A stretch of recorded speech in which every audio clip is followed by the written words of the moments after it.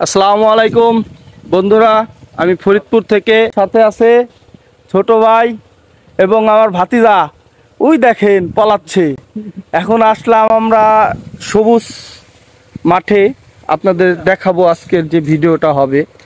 আমাদের বাড়ির পাশে আপনার আমার প্রতিবেশী মামা হয়, সেই মামা দেখলাম মরিচ খেতে, মানে সে মরিচ লাগাইছে।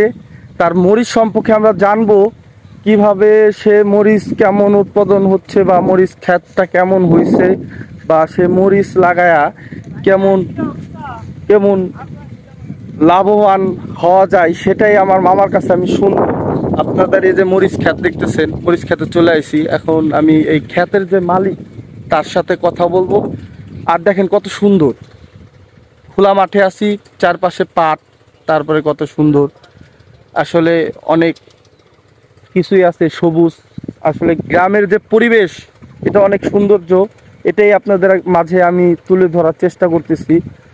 আর একজন ঘাস কাটতেছে না কি কাটতেছে তার সাথে কথা বলবো। এখন যাব যে মরিচ ক্ষেতের মালিক, তার সাথে কথা বলবো। আপনারা আমাদের সাথে থাকুন। আসসালামু আলাইকুম। ওয়ালাইকুম আসসালাম। মামা ভালো আছেন? ইনশাআল্লাহ আলহামদুলিল্লাহ ভালো আছি। এই মরিচ ক্ষেতটা কার মামা? মরিচ ক্ষেতটা আমার। ও, এই মরিচ ক্ষেতটা আপনার?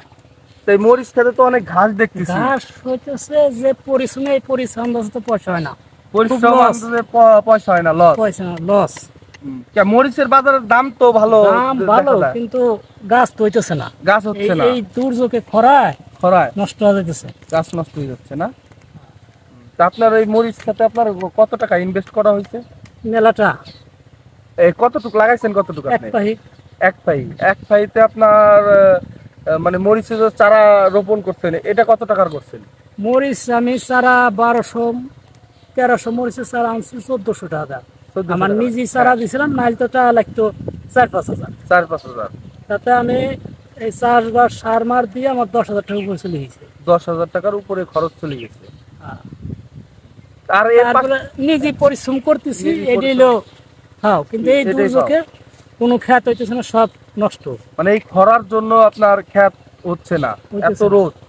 এই রোদ্রের জন্য। এর পাশাপাশি মামা আর কি লাগাইছেন? এর পাশাপাশি ওই ধুন্দুল লাগাইছি। ধুন্দুলের কি আপনার কি লাভবান নাকি? ধুন্দুল আর নিজের খাওয়া চলে, 2-1 সার দিয়েছি। আর এই আর কি করতেছেন বাজে খাত? এই বাজে আর পাট ফুট আছে। পাটের কি অবস্থা এবার আপনাদের? পাটের অবস্থা মানে পানি নাই, পাট জাগ দেওয়া হিমশিম। কিভাবে জাগ দেবো, কোন জাগ দেবো, এই চিন্তা ভাবনা আছে। টেনশন আছে। তারপরে পাট যা হয়েছে, দাম ভালো না পায়, নাহলে তো আমাকে লস করে, তোর পয়সা উঠবে। আসলে আমরা জানলাম মামার কাছ থেকে, জানলাম আমার প্রতিবেশী মামা, খুব কাছের মামা, তার কাছে জানলাম সে মরিচ খেতে যে টাকা খরচ করছে, আপনার মরিচ খেতে লস। এই খরার জন্য মরিচ ক্ষেতগুলো ভালো ওঠে নাই, মানে ভালো আপনার হয় নাই। এর জন্যই সে টেনশন করতেছে যে মরিচ খেতে। তারপর আমরা আল্লাহর কাছে দোয়া করি তার মরিচ ক্ষেতটা যদি সুন্দর হয়, সে এখান থেকে লাভবান হইতে পারে। তারপরে বর্তমানে সে পাট আছে, তার সেই পাটেও সে যে জাগ দেবে, কাটার পরে যে জাগ দেবে, সেই জাগ দেওয়ার মতন পানি নাই। এই পানির জন্য সে খুব টেনশনে আছে যে পানিটা, আল্লাহর রহমতে যদি আল্লাহ তাআলা বৃষ্টি দেয়, তাহলে সে পাটটা জাগ দিতে পারবে। তাই আপনার আমাদের সাথে থাকুন। আর একটা ভাই দেখতেছি ওই পাশে আছে, আপনার কি করতেছে সেটাই আমরা তার সাথে কথা বলবো। আপনারা আমাদের সাথে থাকুন। আসসালামু আলাইকুম। ভালো আছেন আপনি? হ্যাঁ ভালো আছি। এই যে দেখতেছি আপনার জমিতে আপনি কি করতেছেন? এই মরিচ ক্ষেত নিয়ে দিছি। মরিচ ক্ষেত নিতেছেন? হ্যাঁ। তাই মরিচ ক্ষেত কেমন হয়েছে আপনার? এই খরায় ভালো হচ্ছে না। খরায় ভালো হচ্ছে না। তা আমাদের ফরিদপুরে এবার প্রচন্ড রোদ, এই রোদের কারণে আপনার মরিচ ভালো হচ্ছে না। এই দেখেন আপনাদের দেখাচ্ছি, খরার জন্য মরিচের গাছগুলো তেমন লাল হয়ে গেছে, তেমন তাজা হয় নাই। হ্যাঁ। কি তাজা হয় নাই? তাই মরিচে যে টাকা খরচ করছেন তার চেয়ে মানে কি লস হওয়ার সম্ভাবনা বেশি। লসই বেশি। আপনি আর কি করে, এর পাশাপাশি আর কি ক্ষেত করেন? আরো আছে, পাট আছে, ধান আছে। এই ঘাস লাগাইছে কি? ঘাস লাগাইছি আমি। ঘাস লাগাইছেন আপনি না? এই যে এই ঘাস সব আপনার? হ্যাঁ হ্যাঁ। তাই ঘাসে কেমন, ঘাসে কি লাভবান? ঘাসে গরুটি খাইতেছে, গরু বেশি লাভবান আছে একটু। লাভবান আছেন গরু বেচে, মানে গরু নিজে গরু পালেন? হ্যাঁ, গরু পুষি। গরু পোষেন, এর জন্যই ঘাস লাগাইছেন? মানে এমনি কি ঘাস আপনি বিক্রি করেন? না, বিক্রি করি না, খালি আমার গরুটি খাই। গরু কয়টা আছে আপনার? গরু আছে 3টা। 3টে গরু আছে, আলহামদুলিল্লাহ। 3টে গরু। স্যার পাট আছে না আপনার? হ্যাঁ, পাট আছে। পাট কয় ফেরে লাগাইছেন? পাট আছে পাহাই 2, তারপর তিল ছিল পাহাই 3। ও, তিলে এবার কি লাভবান? হ্যাঁ, তিল লাভবান ইনশাল্লাহ, তিলে এবার লাভবান হয়েছে। তাই আপনাদের দেখালাম।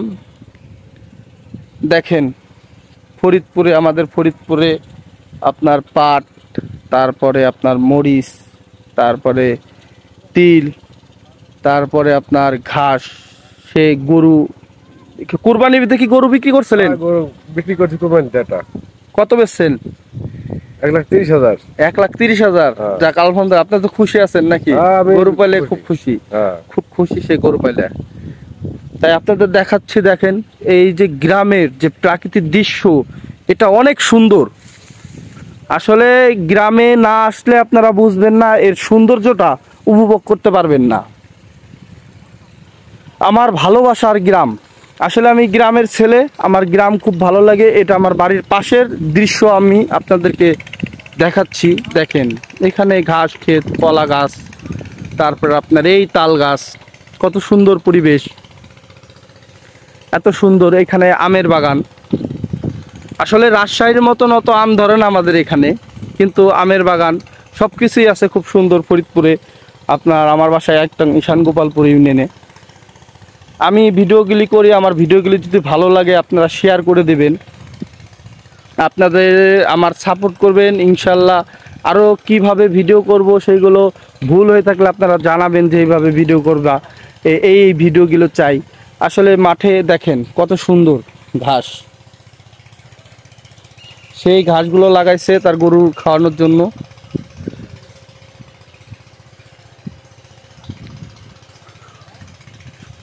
রে, কোথায় যাস?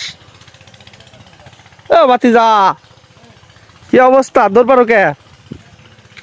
দেখেন কত সুন্দর পরিবেশ। আসলে গ্রামের পরিবেশ ভালো লাগে। বাতাস, প্রচুর বাতাস, প্রচন্ড গরম, কিন্তু এর জন্য ঘুরতে আসলাম। আমার ভাতিজা দেখেন ওই যে এখানে কি করছে, ফুচি দিতেছে। তাহলে আমার এখানে ফুচি দিতেছে কি? ওর ভিতরে বউ থাকে, বুঝতেছে না? টয়লেট। হ্যাঁ, টয়লেট।